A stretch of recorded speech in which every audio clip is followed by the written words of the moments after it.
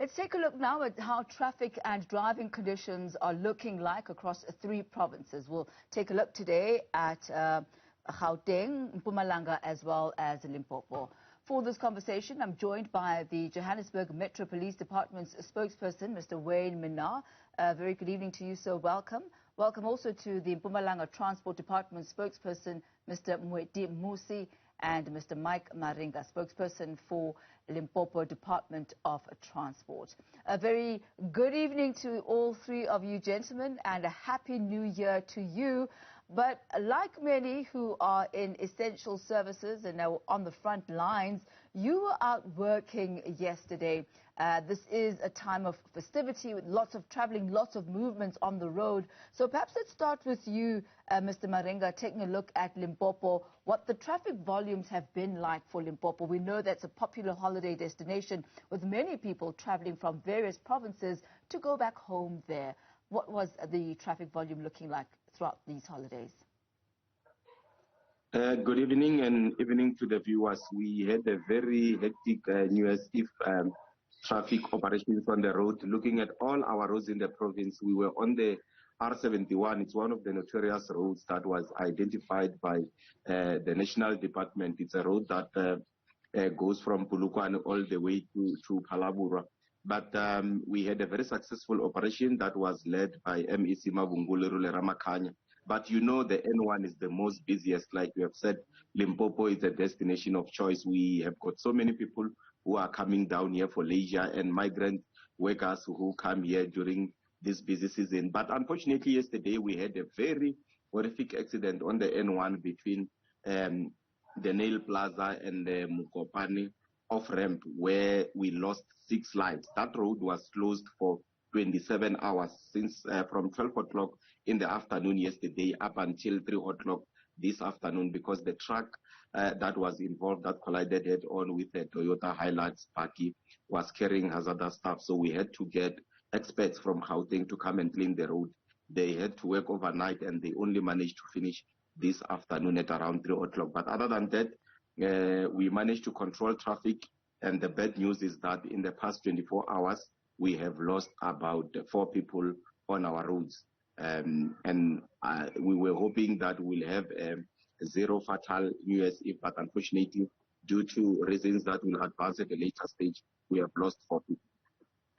Certainly very unfortunate news happening that you're reporting this evening, Mr. Maringa, but good news about the reopening up of that particular road. What is the status regarding the 2 who had survived that crash? 6 had died.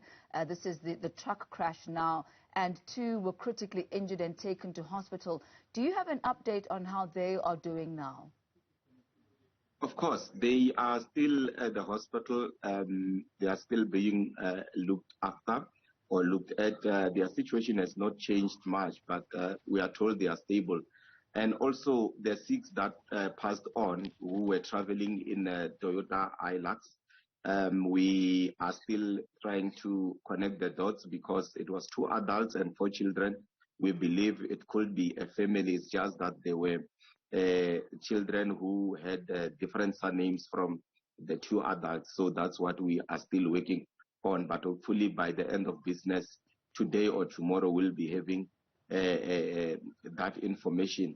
But in terms of those that are in the hospital, we are hoping that they will pull through, they will survive. But the wreckage that was on the road has been taken off, it has been cleared, and we are happy that people who are now traveling between Limpopo and Gauteng are able to move freely as compared to what the situation was like yesterday. The congestion was just too much because people had to leave the N1, go to the R101 via Mukopane. The toll gates were just hectic. They were clogged.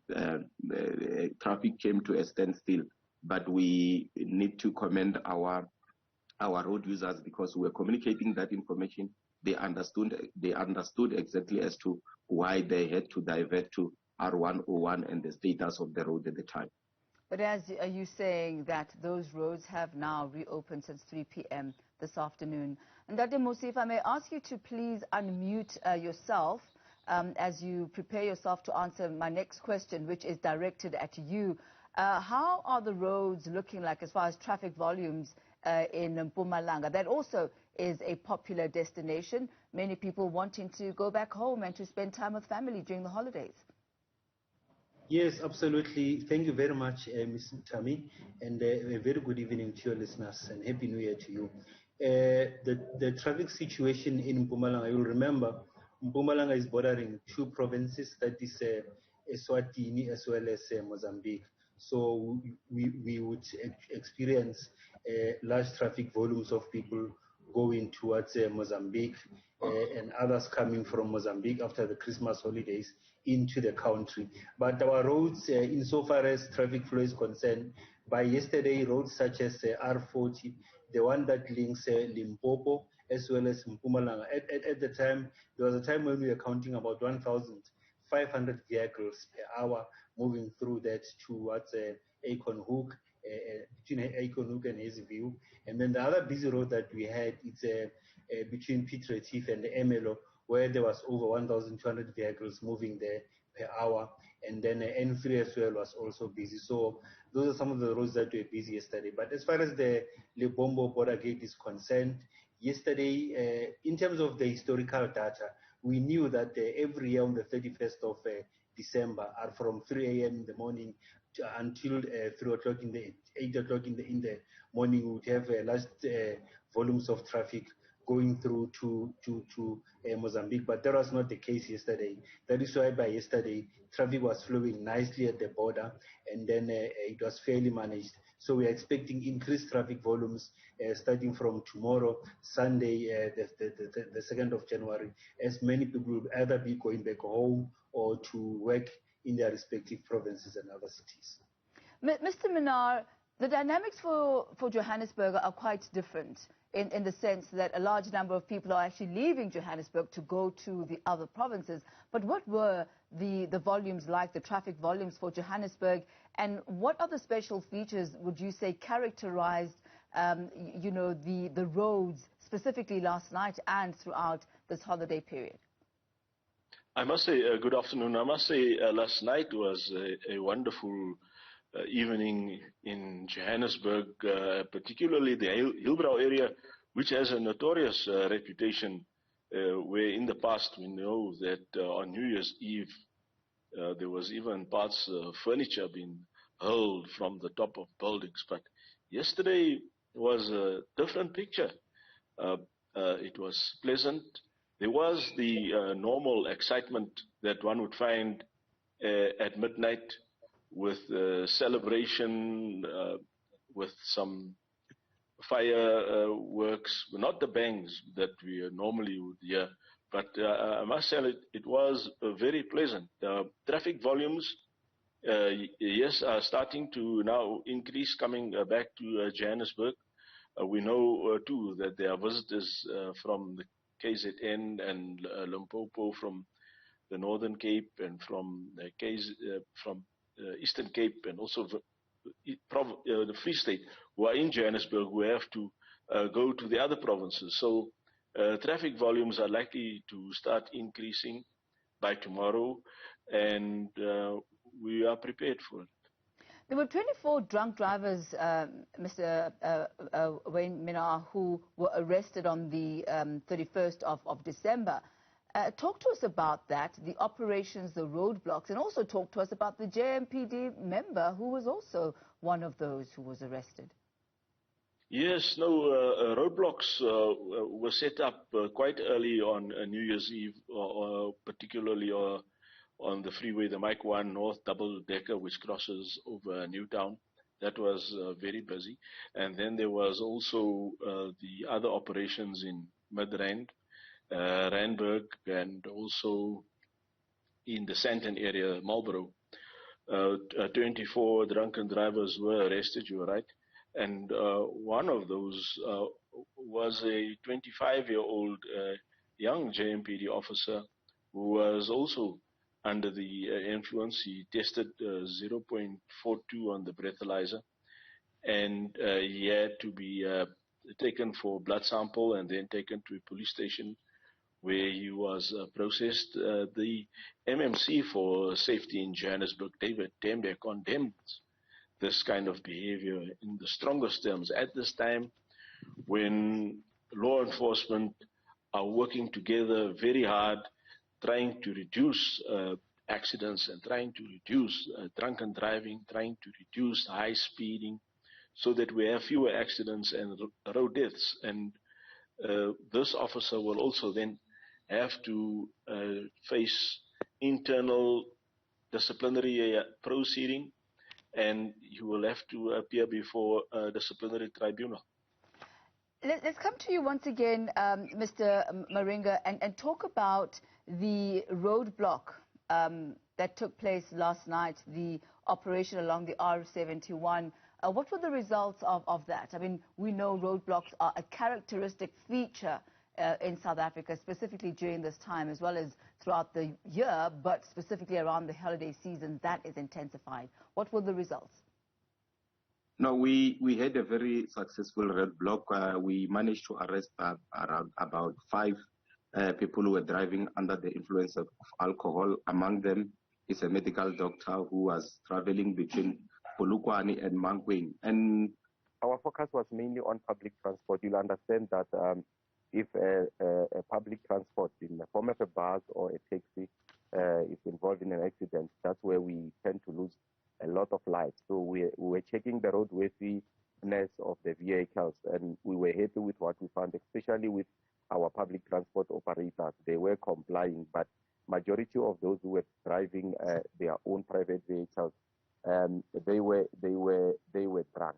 We were testing them on the spot, and 5 were found to be over the limit, and they were arrested on the spot. But we also issued summons to several vehicles or the owners who were not complying with various laws of the road, and also to people who overloaded. You've got people who are now offering each other lifts, traveling either from Gauteng or other provinces. They come to the roadblock in a vehicle that was supposed to be transporting around 5 people. You find them to be 7 or so. So we were very strict on that because once people can be involved in an accident when they are overloaded, they are not even having their seatbelts on. It's a recipe for disaster. So we were looking at such things. But what came out is the arrest of people who were driving under the influence of alcohol. They were taken to the police station to be processed properly. We hope that it will be a lesson to many who have managed to see what we were up to. But that was not the only one. We had a similar operation on the N1 between Polokwane and Lutrigad. It was a similar case. We had lots of people who were traveling on the N1 who were drunk. I think we arrested 4 on the 30th, and we have issued summons. We have also impounded vehicles that were not roadworthy. So we had 2 very successful events back to back, and we believe that our intervention has assisted in reducing the number of fatalities. It was only 3 fatal accidents that we had with 4 casualties. It's better as compared to what we have registered in the past. As we wrap up, Ndate Musi, there were operations as well that were conducted in Mpumalanga. About 108,000 vehicles reportedly stopped and searched. What did you find during those roadblocks and searches? Well, among other things, of all those vehicles that you have, 108,000 of them, as you've correctly said, 50,000 of those were heavy motor vehicles. They include your trucks. They went through our way bridges. But then some of the things that worries us in the operations that we've had is that you will have people who will be on the road with vehicles which are grossly overloaded, especially those who are pulling trailers.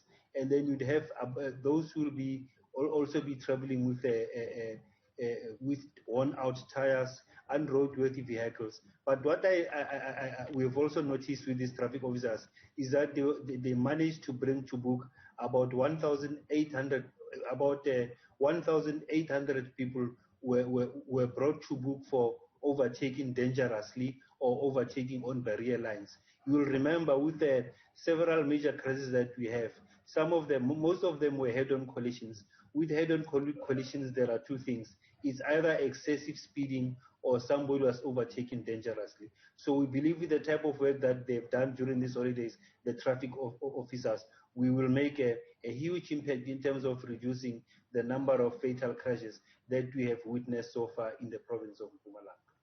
Gentlemen, we'll leave it at that for this evening. Thank you so much for keeping us abreast on the status and the state of our roads this festive season. A focus on Mpumalanga, Limpopo, as well as Gauteng, looking at the Johannesburg area there. Gentlemen, thank you so much, and a Happy New Year to you. Thank you very much. Thank you very much, gentlemen. Well, that was Mr. Wayne Minnaar of the JMPD, Mr. Mweti Musi, who speaks for the Mpumalanga Transport Department, as well as Mr. Mike Maringa of the Limpopo Transport Department. Do stay